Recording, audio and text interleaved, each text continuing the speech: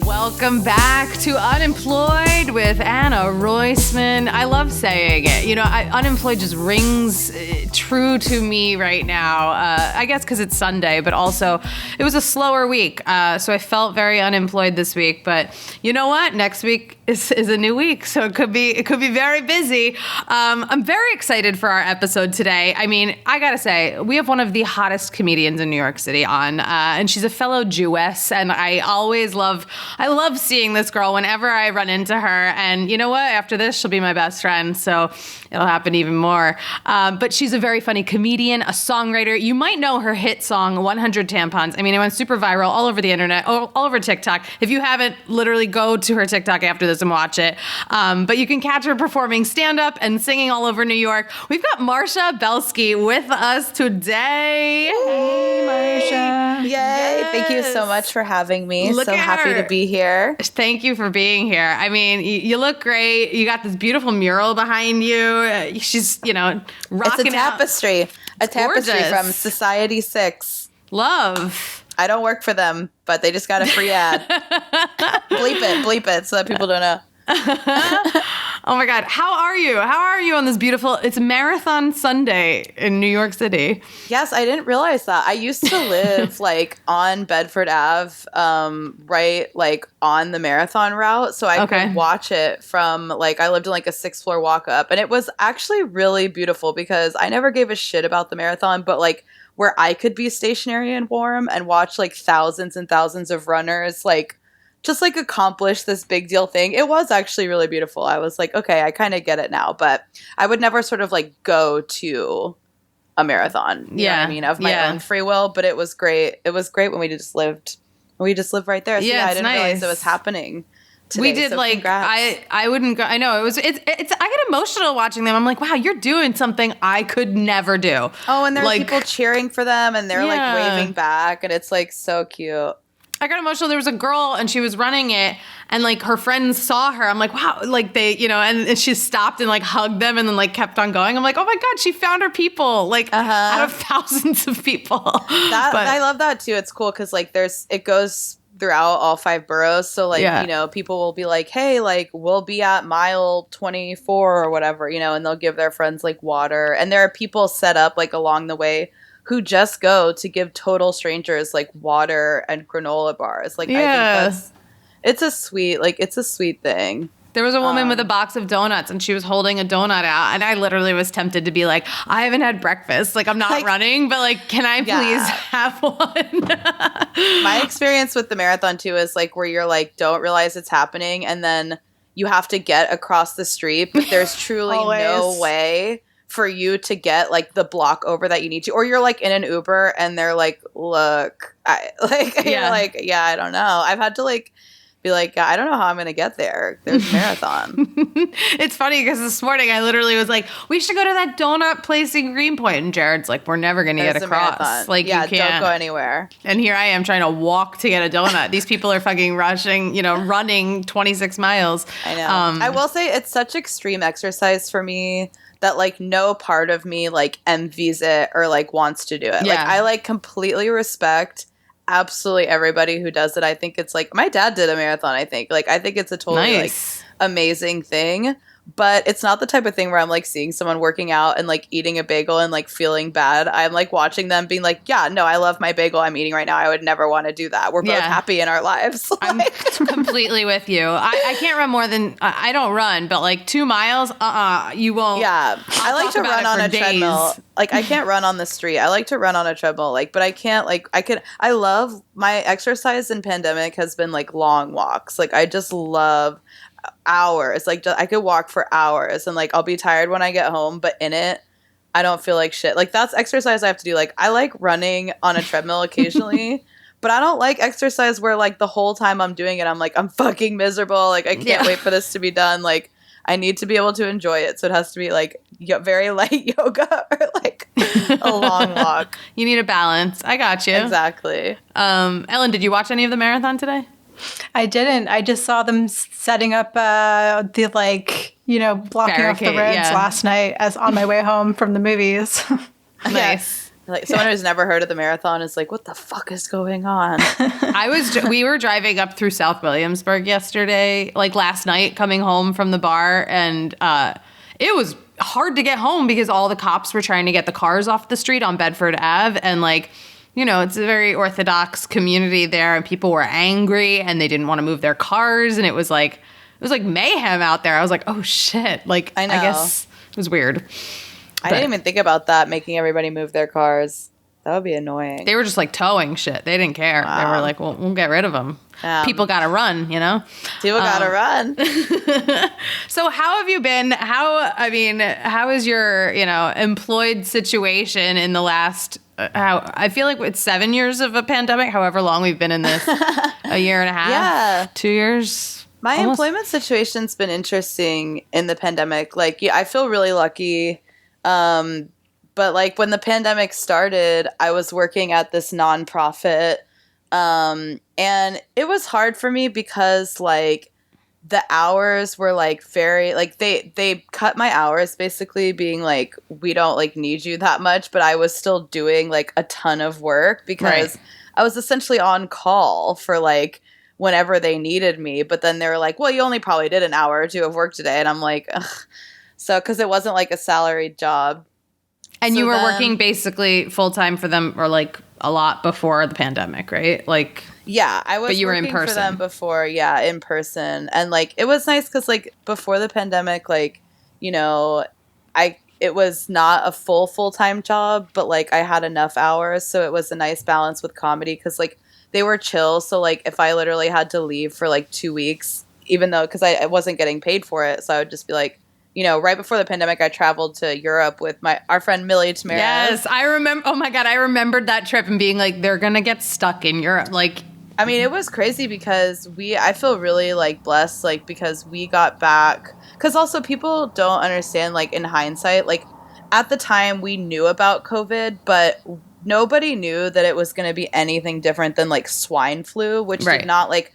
Shut down the world. So like at comedy shows, people were like, oh, COVID. Like people were still joking about it because no one we knew really had it. It was still like very like, obviously that's fucked up. I'm not saying we shouldn't have like been better educated, but like I remember this girl I did a show with, like her dad came back from China where COVID had gotten serious, but like this was like January or February, but like none of us really knew it was that big of a deal. Mm-hmm. And her dad took quarantining like very seriously, and she did this joke where she was kind of like teasing him about it, like this guy literally won't come out of his room.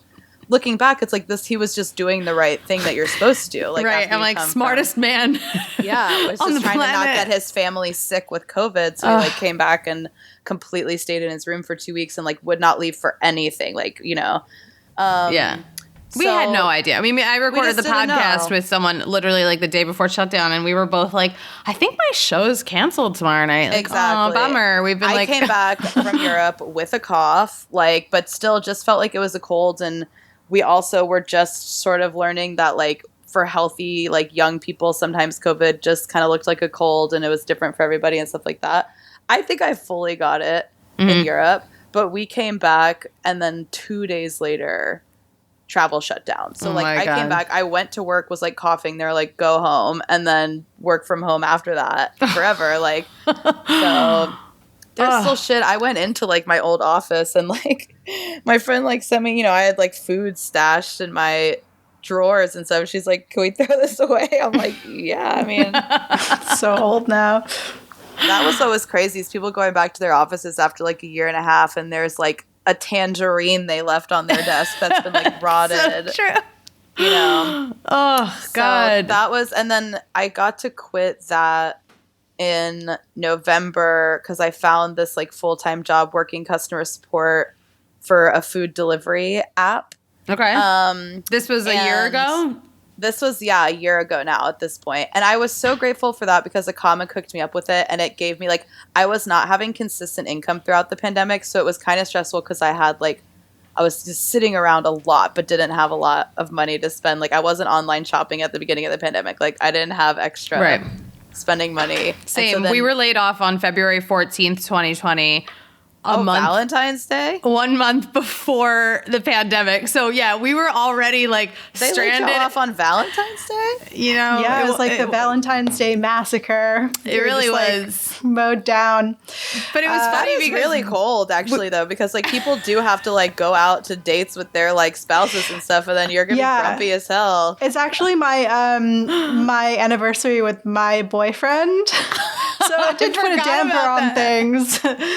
Actually, we met up for drinks that night or didn't we? Yeah. That's like the epitome of like jobs expect this like loyalty to them, and then like they do not even think of you as a human. Like when it comes down to it, like they will not do one thing to spare your feelings in your life. Like, yeah.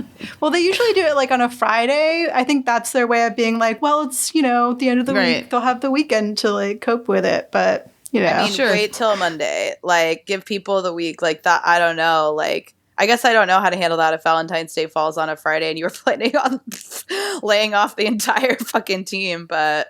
The best was we were already really good at sitting at home being unemployed, and then cut to 1 month later. I was like, oh, everyone's home now. Yeah, join us. Welcome. That is funny. My friends who are already like collecting unemployment, and then the pandemic hit and it became this very like normalized thing, and so then like it wasn't a weird thing at all to be like I'm unemployed. Like everybody was like, yeah, I mean, me too. Like and it's like everybody was just like collecting. I never got unemployment though, but because it's such a pain. Like it takes so long. It's not fun, but it's nice when it does come in. It does come in, and it comes in. We're getting like 1,000 a week and shit. Like at the height of the pandemic. Yeah, it was crazy. So you got this job working for a food company. So were like your hours just on your time at home, and you were like able to... No. So the nonprofit was like that. So the trade-off was like I didn't have any money coming in, but and felt really stressed because it was a high stakes job. I don't want to name who the nonprofit is because they're like really nice people, but the job was like... It was a high stakes job, it worked with elderly people. And so it was like, it was too emotionally, like, I kind of thought that I was entering that job to do data entry and then ended up like basically being a social worker. And I'm like, the thing is with my day jobs, the one thing it has to be is that I can't be emotionally invested at all because I'm emotionally invested in comedy. Like I can't, I've learned very early on, I can't divide between both, and that's what's the hardest thing is about finding day jobs, because now there's this bullshit thing where people are like, yeah, if you're gonna be a receptionist, you still have to be absolutely passionate about hedge fund stocks or whatever. And it's like, why do I have to be passionate about your stupid startup? Why can't you just have me work here and be competent? And like the bosses that have really loved me know that that's what they're getting with me and don't mind that. They're like, you don't need to love my company, just do your job. And I thrive with them because I just can't do the emotional investment. Like I was going to say, it's so funny because there are so many times, and I would talk about this when I started this whole show and podcast, that like I would go in for an interview for a receptionist job, which I did for 4 years, and they'd be like, you seem really like too qualified for this job. And I was like, no, this is exactly what I want. Like, I want to work 9 to 5. I don't want to have anything more than like what you need me to order for this place, or what, answer the phone and I'll leave. be the smartest receptionist you'll ever have. That's the trade-off where I'm like, if y'all were smart, like literally I'm going to be competent and I have no goals of upward mobility. Yeah. So you don't have to worry about, oh, how are we going to get a new receptionist when Marcia wants to become a lawyer? Because I'm not becoming a lawyer. Right. I will stay your receptionist forever and ever and ever. The trade-off is I'm going to come to work high and I'm going to not care about I thought for so long I was going into these jobs blazed out of my fucking mind because that was the only way I could deal with like how like I liked a mentally unstimulating job. Some people were like, I like this job because it's very like mentally. No, I want a job that's not busy. I want to zone out. I want to be on my phone. That's what passes the time for me. I don't want like busy makes the day go past. No, I'd rather the day go by slow and I do absolutely nothing at all. But like, I love her. She's like, I'm going to give it to you straight. I'm going to be stoned and I want nothing to do with this place. Well, except for I would get so stoned like before work and on my lunch. And I thought that I was so like discreet. Like I was like, yeah, I mean, they don't know I'm high. Fully like on my last day of this job, like my boss was like, all right, say no to drugs. I was like, wait, oh he my knew, God. just didn't care. Like I was like, that's so interesting. But good boss. I mean, he was cool. But yeah, so then I got this food delivery app, which was like, or it was like customer support. And listen, it was amazing. Like, I'm so grateful for the comic who hooked me up with it because I had more money coming in. They sent me a fucking brand new Apple computer, which of course I didn't get to keep, but my computer was so slow at the time that like for them to send me a normal computer was I could Zoom with my friends. Like, I was like, nice. This is amazing. And then, but it was the worst job I've ever had in my entire life because it was like, you know, you're answering the phone for customers and restaurants who are having problems with this like food delivery app. And we don't even do our own food delivery. We like partner with DoorDash, who are like, just insane. So it's like, it was absolutely hell because I thought since I had worked at restaurants and stuff that I would just be able to like deal with it and zone it out. I can't. Like, it's like even just one person being like a snippy to me, like because they're stressed, like it just changes like the course of my whole life and day. So I got to a really dark place, but eventually, thank God. So basically, so you left, right? You're not doing that anymore. Well, it was interesting because I started training for that job in November, and then truly my second day of training, the 100 tampon song blew up on TikTok because people don't know, like I didn't post the video that made it blow up. Like I wasn't even on TikTok. Like who did? Comedy Central? No, it's my friend, this guy, whose name is Jose Paz. He also goes like his two usernames like Joseb and then Jose Paz. I'm pretty sure. But yeah, so he also does these like Bob's Burgers, like Linda. And let me look up his actual thing because I always like guess it. And then later I'm like, did I say that right? But so he messaged me and he was like, you know, basically like, yeah, Jose Paz, P-A-Z. He was basically like, you know, I had known him. I had done a couple shows with him and stuff. And he was like, I want to do a lip sync to your 100 tampon song because I think it'll really pop off. Because he understood what I didn't understand, which is how things go viral on TikTok is the sound clips. Yeah. Is people take the same sound clip and do a million different videos to it. And that's what happened to my song. Yeah. So he just did this lip sync to it. But that was like back in August. So he did that back in August. That got like 50,000 likes. Right. And I was like, that's incredible. And I didn't think a thing of it. Cut to like November. Another one goes like hugely viral. This time it gets like 1 million likes or something though. I think it was the girl Krista Allen, who's from 13 going on 30. She's like an actress who's got a big TikTok following. And she did a lip sync that super popped off. Which because like honestly, because what TikTok loves is to take creative people's stuff and have hot people like absolutely yeah. And I don't fault her for that. She was the sweetest, most lovely girl. Like she always like credited me and we like DM'd a couple times. Like she's great. That's nice. I was gonna say, like, you got credit on TikTok. If you're listening to this and you're a heavy TikTok user, it's flattering, it's nice, and it's the right thing to do because no one's like paying you for the rights to your music or anything. And it's crazy because, well, thank God, because that's what Jose said to me. He goes, I'm going to put your name in the sound clip so that if it gets shared, people will know it's you. Because so obviously later, just like everybody in the pandemic, I did eventually get on TikTok, got fully addicted. Now I've lost my mind to it. But like, yeah, me too. So there are people, I've seen videos like 700,000 likes. That's just somebody lip syncing a comedian's stand-up bit, but the comedian's name is not in the sound clip. So it's all these people in the comments being like, who is this? Who is this? And I know who it is because it's like a random New York comedian who I've done open mics with. And I'm like, does that comedian even know that they have 700,000 people listening to their bit, but don't know it's them? My name was in the clip and still people were like, song by Krista Allen, song by June Diane Raphael did this lip sync. That was like the craziest thing to me because I'm such a big fan of hers. I love her so much. It's so clear she's lip syncing. And then she also put the caption song by Marcia Belsky. And then all the comments were like, you have such a good voice, June. Like, I was like, listen, I can't be like petty about the fact that people are just fucking dumb. But like, that's the internet. You know what I mean? That's the internet. Like I had this one tweet go viral and someone quote tweeted it and put, who wrote this? It's like, what? Me. Like the person you're quote tweeting. Like, what are you talking about? I love it. You know, some people are really oblivious. My mom thinks you can, my mom asked me how she can have my stories for herself permanently. Literally screen recordings. That's literally, so we were at cute. like my cousin's wedding, and I storied like photos and videos of the wedding or whatever. And she's like, "And how can I have that forever?" And I was like, "Well, it's already gone, Mom. This was like 2 weekends ago, Mom. You can't hold on to it, Mom." That was, oh my God.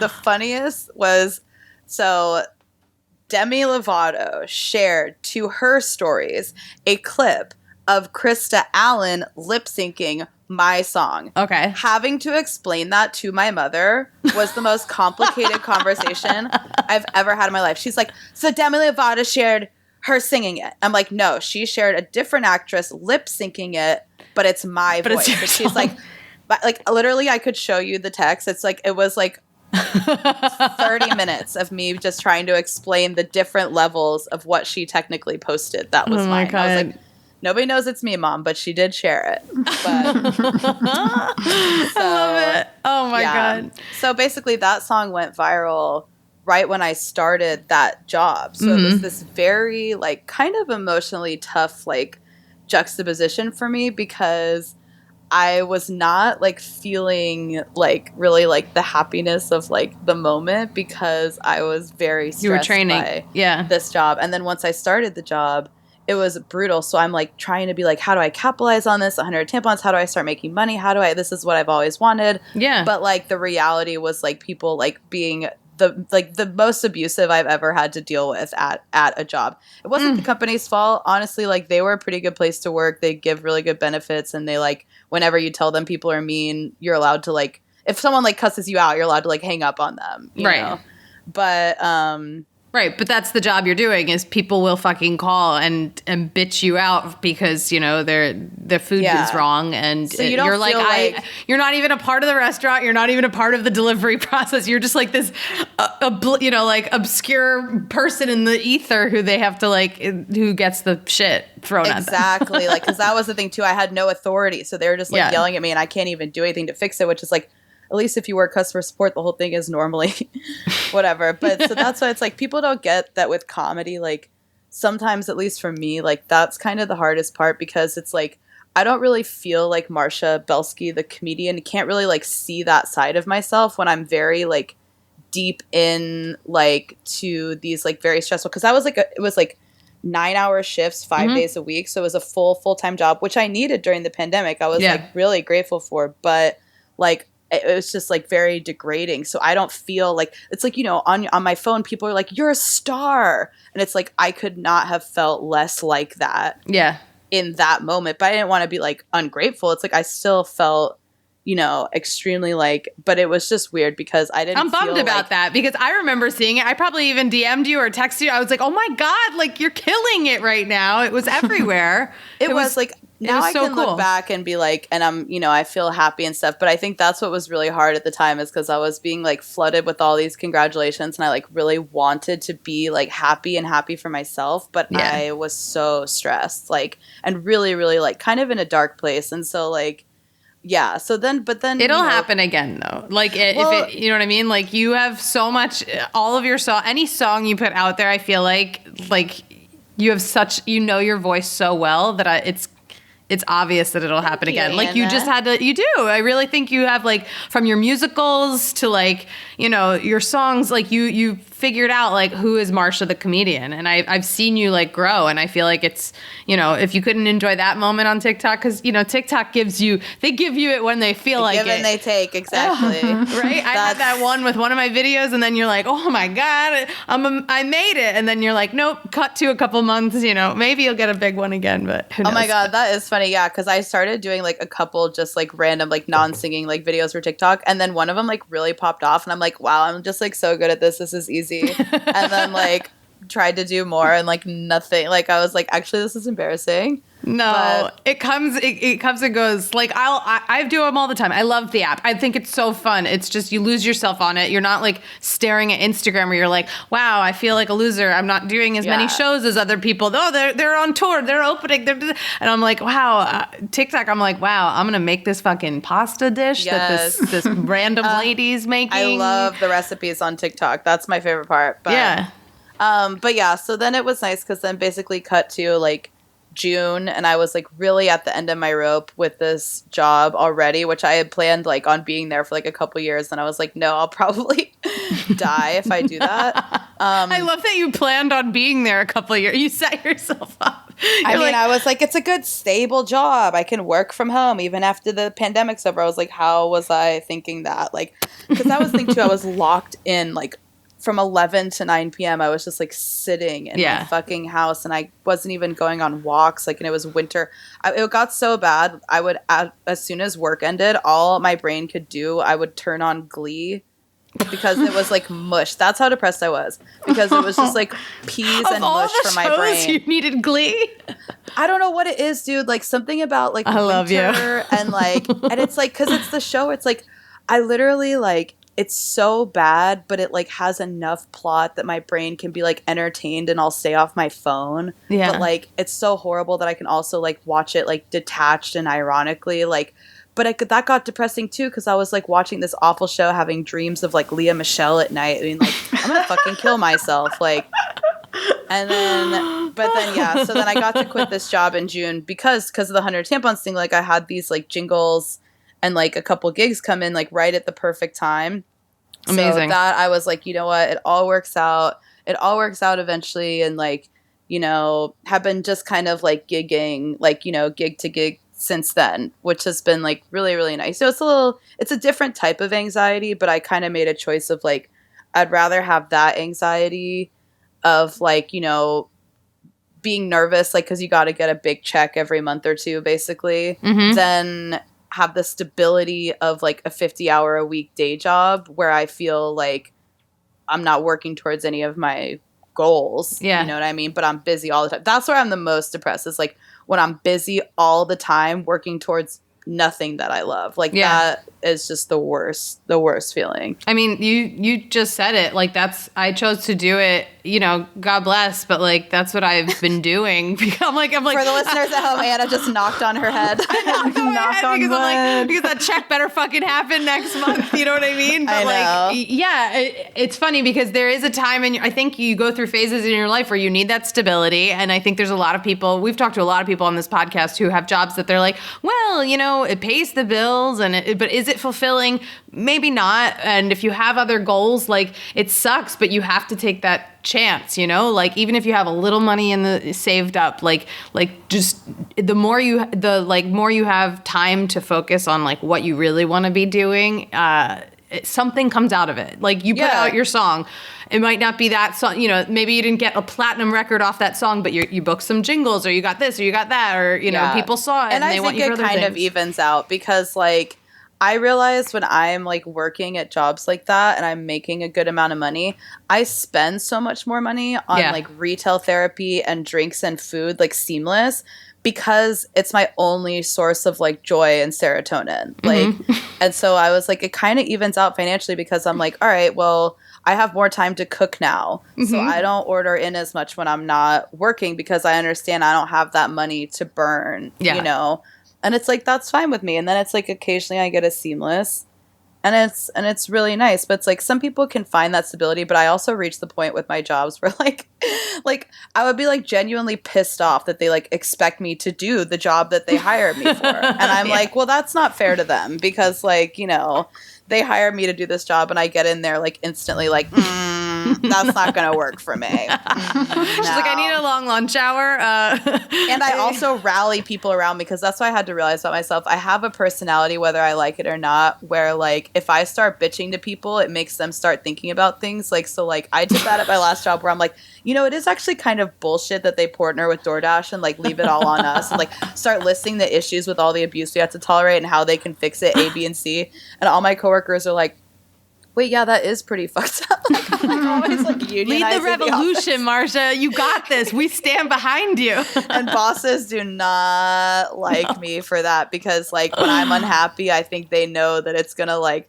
But I feel like I have some kind of bratty power in that, because I feel like for morale, they're like, let's just pacify Marcia so she doesn't fucking revolt the place. Like, and I always kind of get away with a little more bullshit than everybody else, because they're like, let's just keep her happy. Like, I just picture Marcia and her next interview, if you ever want to interview for a job. And they're like, how did it end at your last job? You're like, well, before the revolution or after? Because wait, that's so funny. It's like they're great. Asking me and like cut to like me in a flashback, like, do you hear the people sing? Like I'm like waving the red flag. Please write this scene. I will be there standing by you with my flag, Oh my God. That's so funny. I love it. Yeah, so then I haven't had a day job since June. Congrats. Congrats. It's scary sometimes, but if you ever want to like hang out at like 2 p.m., 9:30 a.m., whatever hour, I am your girl because I never have a job in the day either. Exactly. Well, now that I don't work though, like I don't like do like it's really hard for me to like I thought I would, get up and like go to a coffee shop and like meet people, but I kind of realized like especially with comedy shows at night where it's like I feel like I just store up all of my energy during the day now because that's what stressed me out about having a job always that I realized about myself is that I don't like being social with people like in the morning. Like I didn't actually mean that. I had breakfast. Oh no, we could go to a coffee shop, Anna. No. I'm not talking about that. I'm just talking in general because I thought I would be like hanging with my friends and like doing stuff like that more, but I realized I more just like use it as finally like a chance to not talk to anybody until like 5 p.m. Yeah, no, I hear you. Yeah, I've worked nights for the last, Ellen, since 2018, I've worked nights. So like the daytime is like Anna time. Like, I wake up at whatever time I want to wake up. If I have something, I get up early, but and then it's like, 5 p.m. is when my day is like, oh, okay, great. Now tonight we're doing this or we're doing this or whatever.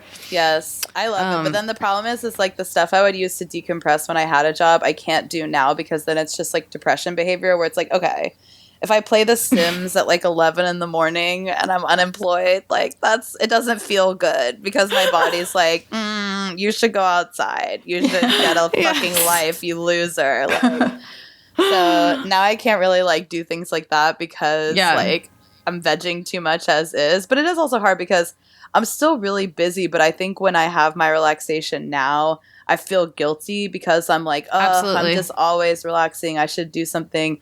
And that is one thing when you have a clear-cut day job is like when you work 9 to 5 and you're off at 5, you're like, I'm fucking off. I'm off. I'm relaxing now. I'm not at work. Like it's a little more clear-cut that way. I was going to say, you know what I've done? Because I've kind of done this since, I don't know, it's been like 6 years since I had my like day job. But I try to give myself a weekend still. Like, yes, you're going to have shows on the weekend or whatever, but like, I try not to like have to do work on Saturday or Sunday just to be like, I don't want to have to like edit or write as much. Like, give yourself that time to like sit there and play The Sims and watch Glee because it is the fucking weekend. But people are going to be so worried about me. They're like, Jesus, I'm not watching Glee anymore, just so y'all know. It's really, okay, good. That was only during my like, really low point. On Smash now, season 1. I did watch Smash too that I had never seen before. And wait, can I tell you actually as a tangent? It was hilarious me watching Smash because I'm so grateful that I had truly known nothing about it besides the fact that it was a musical. So then the whole first episode, they keep setting up about how they're doing this Marilyn Monroe musical. And I'm thinking like, this must be the setup for whatever the actual plot's going to be because there's no way that this whole first season, the arc is going to be about how they're doing this Marilyn Monroe musical. And then sure enough, that's what the entire show is about.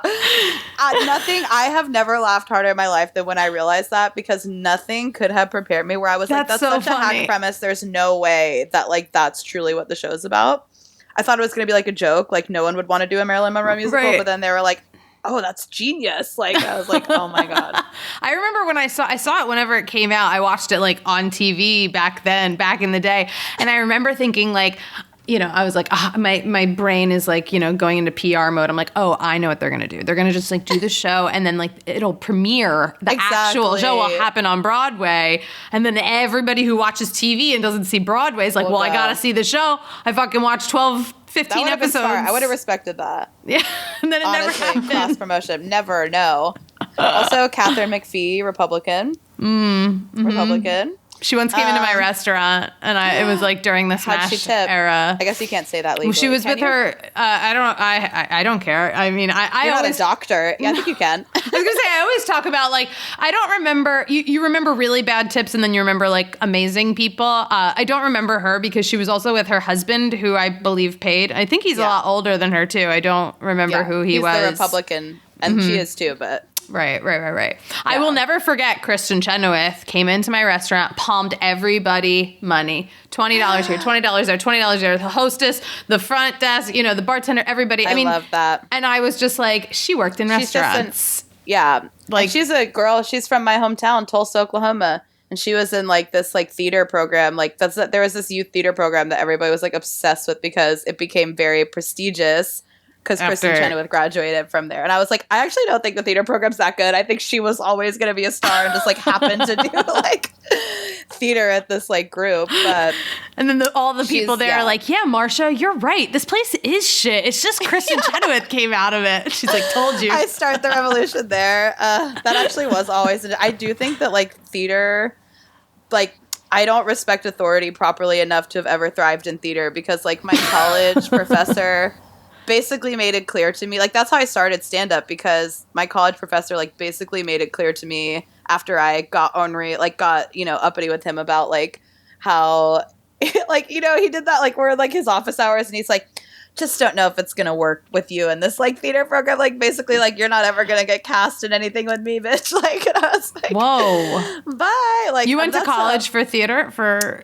I didn't go specifically for theater, but I was very excited to do theater. Like I like signed up like super early to like make sure I could get in the class and like because I'd kind of quit theater in high school. Okay. Because I was like being sketchy and just like hanging out with sketchy people, and then like so I was like wanted to like get back into it, and then like I'm sorry, like I am really impatient, and I do think but like. For 3 months in Acting 101, we didn't read a single word out of a page. It was all like pacing exercises where it's just us walking around the black box at different speeds. And I'm like, I do know that that's valid. That is valid in terms of acting. Pacing is very important. But after 3 months of doing that every single class, I was truly losing my mind and finally said something along the lines of like, are we going to like be rehearsing scenes soon? Right. And he was like, come to my office hours. And like, that's when it all like fell apart. Wow. Like, so I went, but then I truly think it's like fate because I had this like very good fake ID because I was a little sketchball kid and I had like always been obsessed with stand-up comedy. So I like went home that summer and was like, well, I need attention somehow. And like, wrote like a little set and then started doing stand up when I went back to school my sophomore year. So I think I love that you started stand up that young. I didn't know that. It was, I think it fucked me up a lot. I actually kind of had a lot of realizations of that in the pandemic in terms of how like rushing through your adolescence to hang around some of the most maladjusted 30-year-olds like has long-term effects once I'm 30 is what I realized. Okay, fair. And I'm like kind of being like, oh, like maybe a part of me should have just been 19 for a little while, like instead of like acting older. Because that was the thing too, is like I wanted to be respected by the comedians. I wanted to act older, so then like I didn't want them to ever find out my age. And then once I turned 21, I basically told them all I was a junior in college because they all like knew I was funny by that point. So like they, but I remember this Where was this? Where were you at school? I started in Portland, Oregon. Yeah. Okay. I went to school at Lewis and Clark. And there was like a pretty big stand-up scene that had like kind of emerged like randomly at the time I was there. Cause I was there like, I did stand-up there like 2010 through like 2013. So, like, that, like, Ron Funches came out of that scene, like, Ian Carmel, Amy Miller, like, a lot of, like, really good comedians. So, yeah, but it was, like,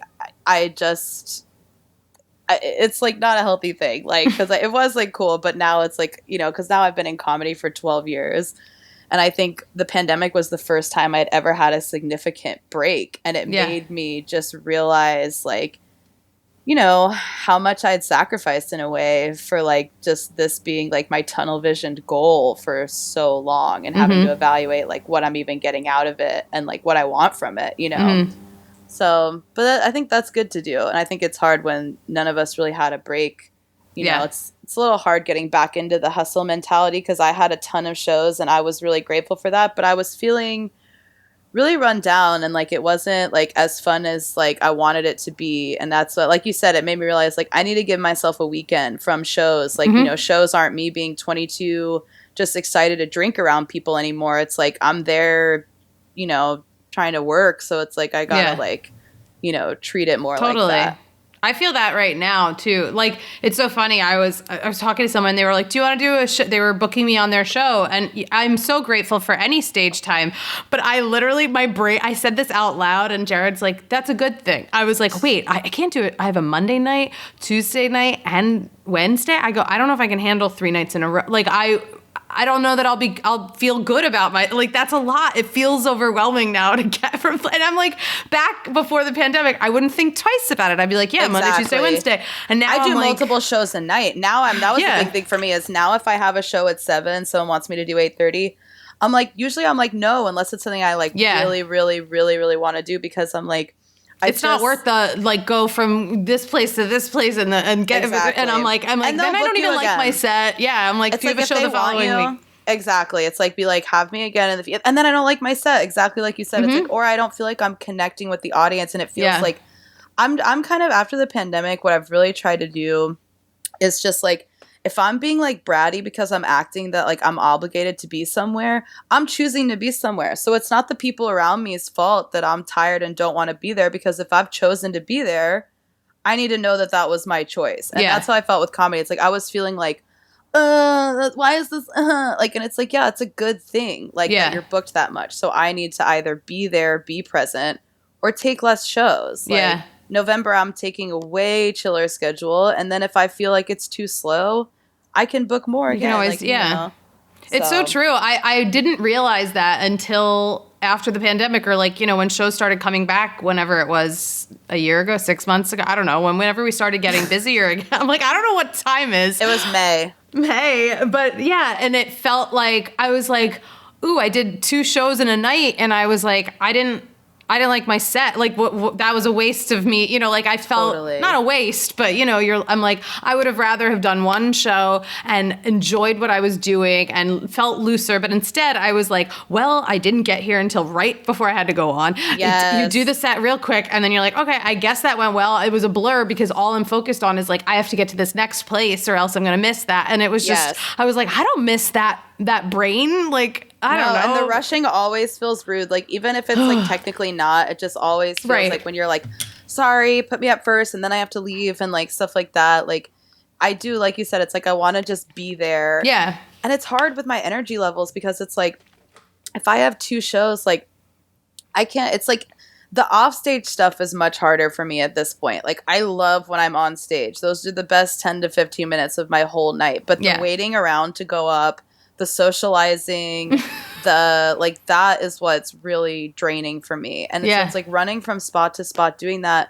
You're not even like, it's not even worth it, because you're not like getting what you need to. For some people, this is just for me. It's like some people enjoy doing that. And if that's what works for you, that's what works for you. But it's crazy to look back, because like when I first moved to New York, I mean, I was doing like 3 open mics a day. I was going out every single day, because every night I was home, it was like, what's the point of me even moving here? You know what I mean? Like, so I'm like, you know, but I think that I hit a wall, because right before the pandemic, I was like, man, I'm really hitting a wall. And then I did the shows in London, and that was super refreshing, because I got to do like all my old material, knowing that none of them had ever seen it. Because that's the thing with New York too, like, you're performing around the same people for so long that a lot of the pressure for me feels like I want the comics to know that I'm coming up with new stuff, and that I'm funny. I feel that all the time. Yeah, I don't care. Like, that's 100 tampons. Like, I love performing it, but I feel a little bit silly when like I've done like the same show with somebody like a bunch, and they've seen me do it a bunch, like, and see my same set, like being like, God damn, does she have any other fucking songs? Like, you know, But but it's always in your head. Like, I'll think that too about myself and my jokes and everything. And then I'll do a show with someone who I'm like, I haven't seen them in a while. And I'm like, oh, wow. They're doing that joke from like before 3 years ago or whatever. And I'm like, oh, I feel better. Like, it almost makes me feel like, oh, cool. Like, hey, if it works for you, fucking do it. These people didn't see you. You're so right.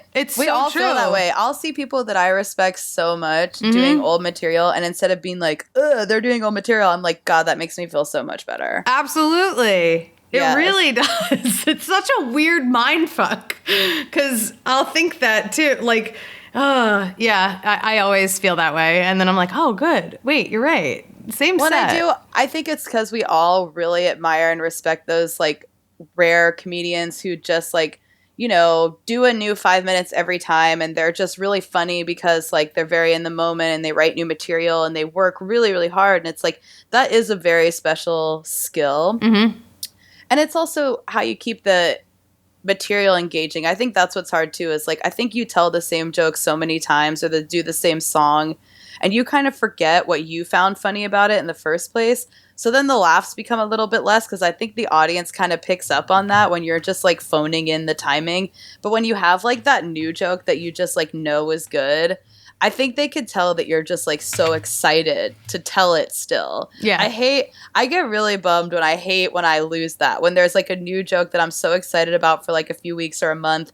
And then I feel when it's just, I'm not excited about it anymore. Yep. Like, I'm like, I got to come up with something new. Like, that's how I am right now with my songs. It's like, I've been doing like the same, I have a different sets, but I always usually open with this internet stalking song because it's just a really like solid, clean, like, you know, always this good opener.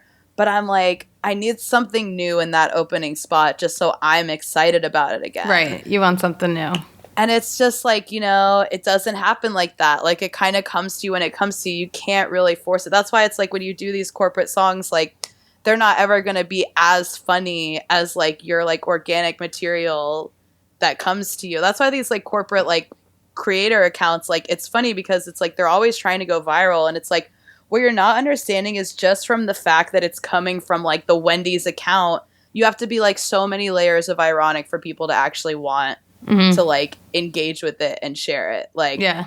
So, yeah. That's great. I was going to ask you actually about your songwriting. Like, when did that start in the Marcia history? You know what I mean? Because you were like, I wanted to be an actor, and then you were like, no, I'm doing stand-up. I'm curious, when did you like sit down and start writing songs? It's really funny because I think the truth of that answer is that I did write songs when I was a kid. But it's interesting looking back my life because like people read me as very confident, which I am, but I'm very, very self-conscious and it's like prevented me from doing a lot. So it's like, I didn't ever sing in front of anybody. I did like musical theater and stuff, but I wasn't very confident in my voice, never really got cast in the leads, never got a solo in choir because I would always choke the audition. Oh, no. So I didn't really believe that like I had like a good voice because I was around musical theater kids and I knew that I would never have that level of voice control. Now it's interesting because now I really like how interesting my voice is and that it's not like crisp, polished musical theater. And I think there's going to be like an Elaine Stritch resurgence of like, you know, in Broadway in the 70s and stuff. It wasn't like clean voices like that. And I think people really liked it. So it's like, I think people are a little bored with how consistently good like, you know, certain musical theater voices are. Yeah. No, I was going to say, then it was like musical theater voices then became like pop voices, right? Exactly, I mean, like, yeah. I mean, well, now everything we've got became Ariana so Grande playing Glinda. And like That's so true. That is like what the Broadway I feel like became for, you know. That's so true. Yeah, because I think that was kind of like the influence of like Rent and like a few other things where it was like there was like a rock and roll like But I think for me, it's like with the more classic theater stuff, that's where it used to be you have to have that really high, I'm just speaking for women only, you had to have that really high voice that I was never going to have. That's mostly head voice. And that was what it was. But then it became all about this mixed belt. Belt, yes. And that's really hard. I mean, because basically all these Broadway singers, like they're belting out like high E's, but it's that mix. So it's like sounding, it has to be very strong. And I just don't sing like that. Because also they're also all mezzo-sopranos, that's the most popular thing to be now as a lead on Broadway. But I'm an alto, and I think that they, for a long time, I was like closeted. I was like, I'm actually a mezzo-soprano, and then like people would like look at my range and they're like, you're definitely not. But I think they make you feel like if you're an alto, she's a closeted alto. Yeah, I'm a closeted alto. Like I would always audition for mezzo soprano in the choir, and they'd always put me in the alto section. I'd be like so annoyed. Like, but I think they make you feel like altos don't have lead singer voices, like, because that's how they treat it in musical theater. The alto is the character actress, is the witch, right? Is the friend, the backup singer. You get a duet, but you don't get your own song. Yeah, exactly. So as a kid, like I wrote a ton of songs in my room because honestly, I was like inspired by like Avril Lavigne and shit, because she like wrote all her own songs. I did that too, but unlike the kind of more like confident theater kids, I didn't do the talent show. Like I didn't like ever share it with anybody. So then I mean, you know, I would do that throughout my life. Like even in my 20s, I'd write these very like emo, like every time I had like a breakup, like I would like write these very like emo songs, like just for me kind of. And then also, which is also my nightmare, that if I like died, like as I have my friend, I'm like, I don't need you to erase the porn. I need you to erase the heartfelt, emotional songs that I've written. I'm like, no, we're going to find on Marcia's phone, like she wrote 100 tampons like at age 13 when she got her period. She did some research and she's like, I'm going to write this song right now. And I sat on it. Exactly. I was a savant. But then like, I guess it was probably 6-7 years ago. Again, like looking back, all these moments in my life, I just feel like really lucky for. Like I met my friend Isabel Martin Jr. And it was random how I met. She came into the coffee shop I worked at every Monday because she taught music lessons nearby. And I just started talking to her because I like, the true story is honestly, and I just started telling this recently because it's been long enough where it's like, none of those people are in my life anymore. And also, if you've worked in food service, you know this. Like, before the pandemic, you could be, like, sick. And you can't call into work, like, if they don't have anybody to cover your shift. So, like, yes, it's, like, illegal. Like, you shouldn't be around people's food when you have a condition. But I would do it all the time. And so I fully had lice. I had lice in my hair that I think I got from the cook at work because he had kids. No. I fully had lice. Had called in way too many times at this job, could not call in, couldn't tell them I had lice. So I just like went in and like, you know, put my hair up in braids and kept a hairnet on and tried not to answer too many questions. But then I like needed to tell somebody. And so this girl, Isabel, who I did not know very well, was there. And I'm like serving her food, like whispering, like, I have lice. Like, I'm here and I have lice. And what do I do? And then we like kind of just became friends. Like, and I like, you know, from that massive overshare. And then I was like, you know, telling her how I'd always wanted to do comedy and music. Like I'd always really wanted to do music, but just like was very insecure, kind of like a karaoke only like singer.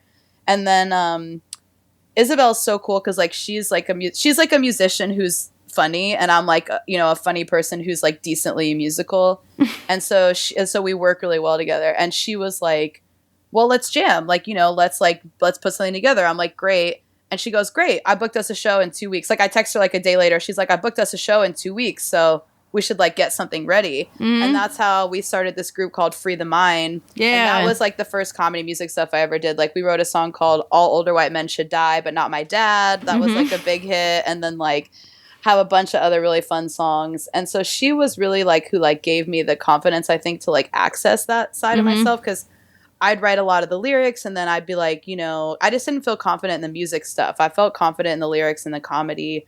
And I played piano my whole life, but like didn't know that I was like good at it, again, because I had been alongside of people who were legitimate accompanists, and I'm not that good at piano. I can't, play along in an orchestra and things like that. So I started songwriting with Isabel. And then about 3 or 4 years ago, I started writing my own stuff and doing that with the piano. And I actually did my first song with the guitar because part of the reason was I was like, well, at these stand-up shows, what am I going to do? Bring a piano with me? And now it's funny because that is what I'm doing a lot of the time. And it's like, but when I first started, I was like, I got to just use the 4 chords I know on guitar or just do stand-up, or have a venue that has a piano, which is nice. That's why I'm at Union Hall a lot, because they have a piano in their backline, a keyboard. Yeah. All venues, I mean, if they can, I really think it's a worthwhile investment because it's just so nice. And it's literally, it costs them $400 and it just helps out performers so much. So if you're a venue listening and you're thinking, should we have a keyboard in our backline? Yes. I recommend it. But yeah, and then it's just kind of, you know, I was still just doing stand-up a lot. And then the Comedy Central thing, I was booked for it. I was going to just do stand-up, but I have been doing this like really just tight 12-minute musical theater set at all the shows that had pianos at it. And it was just like crushing and it made me feel so good. It made me feel like this was really what I was like meant to do. Mm-hmm. And then, but I still had this chip on my shoulder that I still kind of do about like, well, I want people to know that I'm good at stand-up too. Like, 'cause you know how comics are. Comics are fucking judgy. And like, it's like, I wanted people to know, because I'd worked so hard to be good at stand-up that it's like, I didn't want to like give that up and just have them think that I do musical comedy, you know? But then eventually, like, yeah, so for the Comedy Central thing, basically 2 days before the recording, which, so if anyone listening doesn't know, I did a set for Comedy Central. That sound clip is what the Tampon song came from and why that went viral. So 2 days before we were supposed to record it, I go, I'm going to ask them if I can do my musical comedy. Like, for some reason, I got in my head they wouldn't want me to because they booked me for stand-up. So I was like, I'm going to tell them, like, can I bring my piano? Can I do my 12-minute musical comedy set instead? They were like, of course, absolutely. Oh, my gosh, we love that. Yeah. And then, like, you know, that was my first, I was 10 years into comedy at that point. It was my first set I'd ever had recorded for, like, TV and stuff like that. And it just like, you know what, waited for the perfect moment. I was like, this is exactly what I meant to do. And it did really well. I love that. You listened to your gut. You were like, this is what feels like, you know what feels good. You know what bits are fun to do.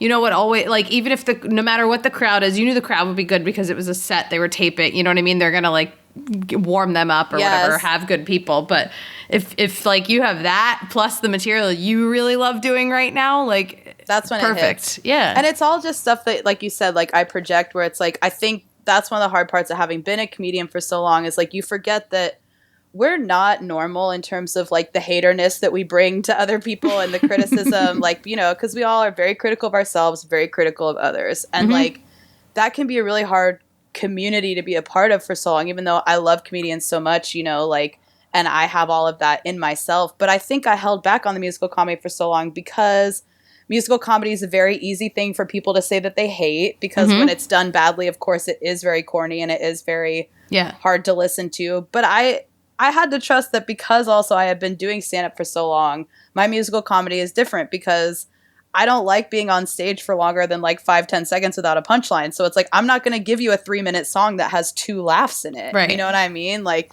and so I had to trust that. And it's been nice because even the comedians that I would think would be big haters like are always like, I like your stuff, you know, I like that, I love the songs. And it's like, I have to remember that it's like, I love a ton of comedy that I would never do. Sure. And other people feel that way too. So it's like, I'll look at these like absurdist comics and like think that they could never like me, you know, or like what I'm doing. And then they always say that they do. And it's like, that's been a big thing I have to try and switch in my brain is just like assuming that like people are going to find what I'm doing like corny and bad, you know, and not just doing what I want to do, like you said. I love that. You're inspiring. She's giving it to me right now. You really are. Seriously. You're making me think twice about myself and like, because I've had this brain lately and like, you know, where I'm like, you're not doing the right things, blah, blah, blah. But I really, you're spelling it out for us all. I really think it's cool that you are so self-aware and, you know, you're just going with what works for you right now. I think it's amazing. I mean, I'm freaking out every day too, because it's like, I don't know what the fuck is going on. I have my, you know, I feel spread too thin sometimes and I can't focus on like specific things I want to do, but yeah, I think, you know, it's like we all just gotta take this time and take a look. Take a look inside. Take a look inside. I love it. Marcia, you're so funny. I really do want to hang out with you. Every time I see you, I'm like, she's one of the real people. You're very real. You know what I mean? She's like, no bullshit, Marcia Belsky. You know, like, I think it's, and I love that about you. And we got to get brunch again soon. Remember we had a really fun Jewish brunch that one day. We should do that again. Get some more shakshuka. Oh, yeah. I love it. Oh, I could go for brunch again. All I'm eating today is brunch. But, okay, where can people find you? Where can they see your stuff? Where can they, give them the handles? Drop the Marcia handles. Yes. Okay, so first of all, stream my album, 100 Tampons. Watch the Comedy Central set. The album is on Spotify, Apple, wherever you can get it. I have TikTok, Marcia Belsky, Twitter, Marcia Belsky, and then my Instagram is Marcia Sky, SKY. And yeah, I'm doing a play. Me and my friend Jake Cornell wrote a really funny play called Man and Woman that we're going to be doing again in January at Union Hall. I don't think we officially have the date yet, but, just be on the lookout.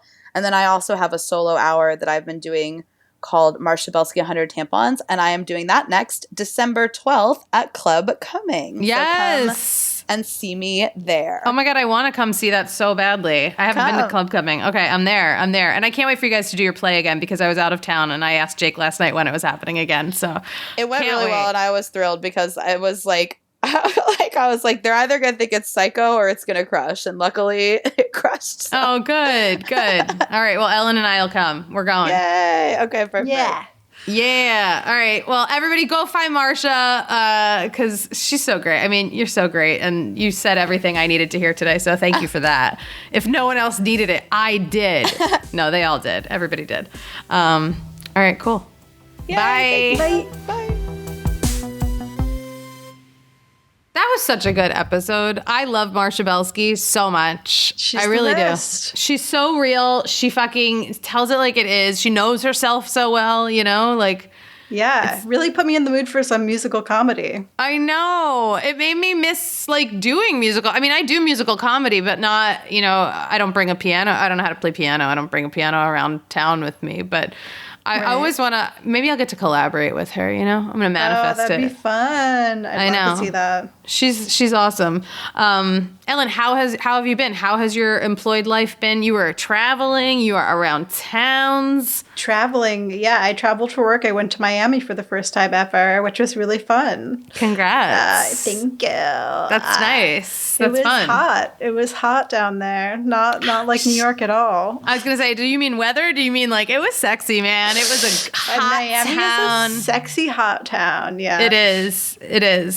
Oh my God. Other than that, I'm just when it's November, December, work is sort of stop and go a lot because of all the holiday time. Ellen, I have to tell you, I had, we haven't recorded in a little while. I had a job that I was very excited about. Amazing. Tell us more. What was it? Booked. Sure. I think so. I booked a voiceover gig. So if anybody listens to this podcast, if it's a radio job. So if you listen to the radio in the Northeast, I should say more, Northeast area. It's more like Massachusetts. Okay. That makes sense. Massachusetts I think, because the company is Dunkin' Donuts. Which is huge in Massachusetts. Huge. Yeah. Honestly, I was so excited about it, but it was also a very hard gig because, a lot of voiceover gigs are done from home now. And it's just it's different to when you're working with people you've never met and it's all audio and you're in your closet for a while and it's hot and, but it's the best sound. And it was just the job was great. The things that were stressful were just the pandemic, problems where it's I'm not going into a studio. Sometimes you go into studios now. And I think, in the commercial world, everything's booked very last minute. I don't even know if I'm allowed to say all of this on air actually, but we can cut it out if you want to. I don't know if I'm allowed to say it. I think I'm allowed to say it, but yeah, who cares? I said it on my Instagram. But I was going to say the commercial world moves fast. You'll audition for something and then the next day, if you're booked, it's boom, be on set the next day or whatever. But everything moves so fast that for voiceovers, they have the luxury of being we can book, but they have to do it from home. So, yeah. And there's, they have the right programs and stuff now that they can use to record you from your own microphone and stuff. But it was It was just the first, like, I had done one other one remotely, but it was like, this was bigger and it was stressful. I was just like, I hope this sounds okay. You know, I hope like my dog doesn't bark. Like I just, you know, there's a lot of like dumb factors that I'm like worried about, but it was cool. You know, that's like the producer's job or the sound technician's job to be like, you know, we got to do another take or whatever. Like that's why there's money for these things, like to have the time to make it the best possible quality. Yeah. That's exciting. Yeah, it was fun. So if you're in Boston and you hear me on the radio, record it. Let me know. Send it to me. It was just solo, like you weren't talking to somebody else? Mm-hmm. Yeah, it was just me. Cool.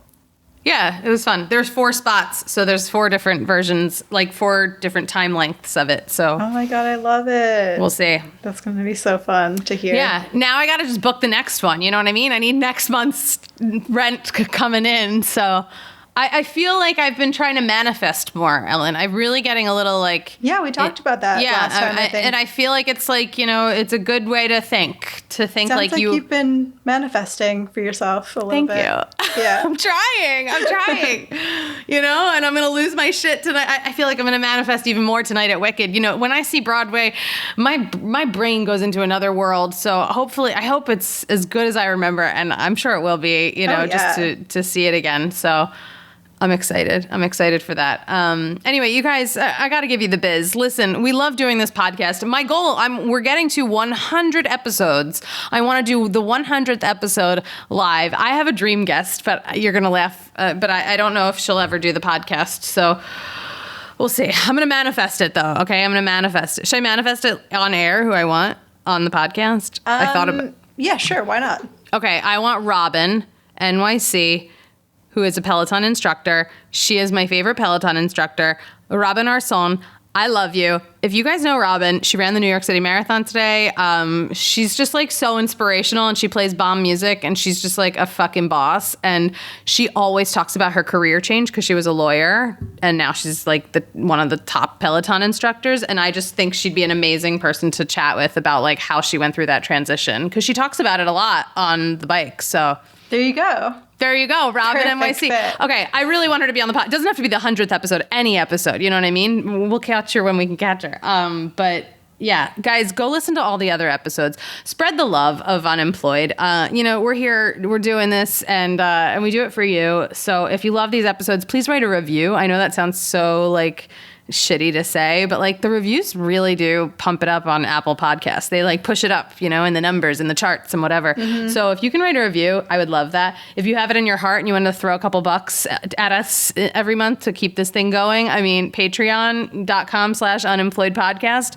We love you back. And, I don't know, just word of mouth, you know, tell someone, post it on Instagram. If you want to be on the podcast, I want to do more episodes where we talk to our listeners. So I really, really do. If you want to be on it, please shoot us an email, shoot us a DM. We check those. Email theunemployedteam@gmail.com. Very easy. DM us on any platform that we're on, Twitter, Instagram, and you'll be on. You'll be on. We'll chat with you. Hell yeah. All right. Bye. Right now, I just want to take a moment to thank everybody who has supported our Patreon. This is your shout out right here from me. Tons of love. And if you haven't checked out our Patreon, all of our videos go up there. Sometimes I just write fun things because I feel like it. And it's just a really nice way to support us at Unemployed and, you know, so we can keep this thing going. We do it for nothing. We do it for fun. We do it for you to listen to. So definitely check out the Patreon. And right now, huge shout out to our patrons, Bill Horton, Chi of Steele, Danielle McCartney, Lori Jackson, Jeannie Logan. We got Joe Galati, Chris Arneson, Jordan Lucero, Oscar Yuen, Ken Levin, and Vic Terry. Thank you so much. You have no idea how much it means to us, and I appreciate you, and I see you, and I love you.